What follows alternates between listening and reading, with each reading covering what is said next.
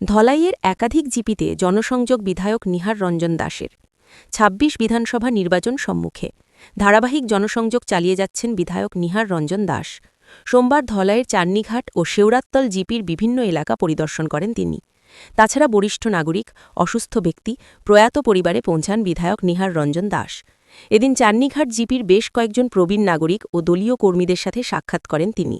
পরে শেওড়াতল জিপির কয়েকজন রোগীর বাড়িতে গিয়ে তাদের খোঁজ নেন তিনি। তাছাড়া বরিষ্ঠ নাগরিক ও দলীয় কর্মীদের সাথে সাক্ষাৎ করেন বিধায়ক নিহার রঞ্জন দাস। এদিন বিধায়ক নিহার রঞ্জন দাসের সাথে ছিলেন ধলাই নরসিংপুর মণ্ডল উপসভানেত্রী শীলা রায়, চান্নিঘাট জিপি প্রভারী বিভাস আচার্য, শেওড়াতল জিপির এপি সদস্য Prabhat Baishnab, Pritam Ghosh, social media convenor Kutan De, IT cell convenor Biswajit Das, Niranjan Roy প্রমুখ।